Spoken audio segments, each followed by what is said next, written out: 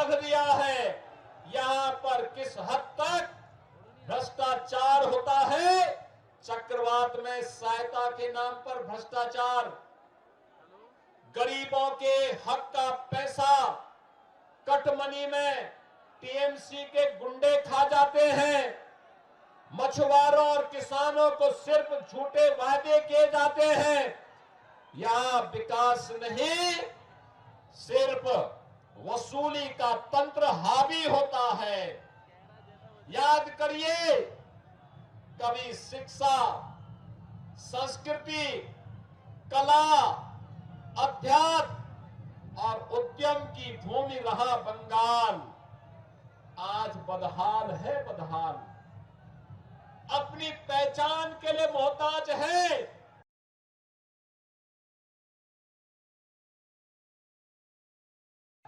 T का मतलब terror,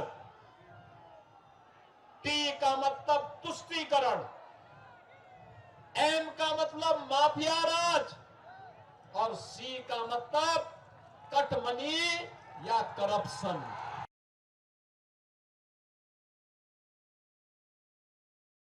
terror और तुष्टीकरण का, माफिया राज का, कटमनी और करप्शन का पर्याय बन चुका है। और ये टेरर और तुष्टीकरण का जवाब, ये माफिया राज का जवाब, ये कटमनी और करप्शन का जवाब केवल और केवल डबल इंजन की भाजपा की सरकार में है, मोदी जी के पास है। बहनों और भाइयों, 2017 के पहले उत्तर प्रदेश में भी इससे भी खराब सरकार थी, इससे बदहाल स्थिति थी। हर दूसरे दिन दंगा होता था, जनता को कोई सुविधा नहीं मिलती थी, बहन और बेटी की सुरक्षा खतरे में रहती थी, व्यापारी पलायन कर रहा था, उद्योग बंद हो रहे थे, नौजवान के लिए रोजगार नहीं था, अन्नदाता किसान के खेत के लिए पानी नहीं था, उसकी उपज का दाम नहीं मिलता था, चारों ओर अराजकता थी, भ्रष्टाचार था, अव्यवस्था थी, दंगे थे, हर जगह सत्ता के समानांतर माफिया और गुंडों की सरकार चलती थी। बहनों और भाइयों, उत्तर प्रदेश में 2017 में प्रधानमंत्री मोदी जी के आह्वान पर भारतीय जनता पार्टी की सरकार बनी। आज उत्तर प्रदेश में न कर्फ्यू है, न दंगा है, आज उत्तर प्रदेश में सब चंगा है। टेरर समाप्त, तुष्टीकरण समाप्त, माफिया राज समाप्त, कटमनी समाप्त, करप्शन समाप्त और माफिया और टेरर के ऊपर यूपी का बुलडोजर कैसे चलता है आपने देखा होगा, धड़धड़ा के चलता है। ये जो बुलडोजर खड़े हैं ना, ये बुलडोजर सड़क ही नहीं बनाता है, माफिया की पसली को भी तोड़ता है, खूब तोड़ता है। बेटी और बहन की इज्जत पर हाथ डालने वाले गुंडे के पसली को मचल डालता है ये बुलडोजर। माफिया की संपत्ति को अपने कब्जे में लेकर के गरीबों के लिए मल्टी लेवल आवासीय सुविधा देती है, हाई राइज बिल्डिंग देती है, आवासीय सुविधा देने का काम करता है यही बुलडोजर। और वही कहने के लिए मैं आया हूं, आज उत्तर प्रदेश में सड़कों पे नमाज नहीं पढ़ी जाती है।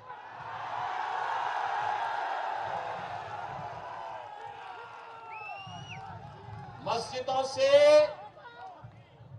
शोरगुल नहीं होता है, गौ हत्या पे पूर्ण प्रतिबंध है, लव जिहाद के खिलाफ सख्त कानून है। न लव जिहाद है, न लैंड जिहाद है। केवल और केवल राम राज्य की स्थापना भूमि अब उत्तर प्रदेश है। याद करिए, कांग्रेस, टीएमसी, सपा, आरजेडी, इन्होंने राम मंदिर का विरोध किया, लेकिन आप सभी राम भक्तों के कारण अब अयोध्या में भगवान राम का दुनिया का सबसे बड़ा मंदिर बनकर के खड़ा हो गया है। बड़ा मंदिर बनकर के खड़ा हो गया है। भगवान राम का यह मंदिर बंकिम चंद्र चट्टोपाध्याय के वंदे मातरम के उद्घोष को करता हुआ दिखाई देता है। इसकी गूंज दुनिया के अंदर सुनाई दे रही है कि जिस दिन 145 करोड़ का भारत मोदी जी की आवाज में आवाज मिलाकर के चलेगा, भारत विरोधी ताकतों के हौसले पस्त हो जाएंगे, वे सभी ध्वस्त हो जाएंगी और ये भगवा हर घर में लहराता हुआ दिखाई देगा। और यही कहने के लिए आज मैं आपके पास आया हूं। ये टीएमसी ने बंगाल की पहचान को संकट में ला खड़ा किया है। याद करिए, मोदी जी जो पैसा भेजते हैं गरीब के मकान के लिए, गरीब के राशन के लिए, गरीब के स्वास्थ्य के लिए, अन्नदाता किसानों के लिए, गांव के विकास के लिए, वह सब पैसा टीएमसी के गुंडे हजम कर जाते हैं। वह पैसा ही नहीं पहुंचने देते। याद करिए, उत्तर प्रदेश जैसे राज्य में हम लोगों ने 9 वर्ष में 40,000 बड़े उद्योग और 96 लाख छोटे उद्योग लगाए हैं।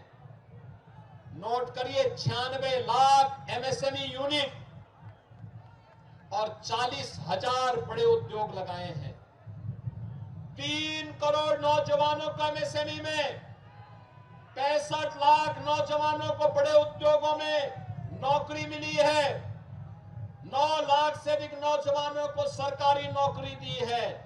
मैं कहता हूं, बंगाल की सरकार, टीएमसी की सरकार बताए उसने 15 वर्षों में कितने बंगाल के नौजवानों को नौकरी दी है, वो नहीं बता सकती।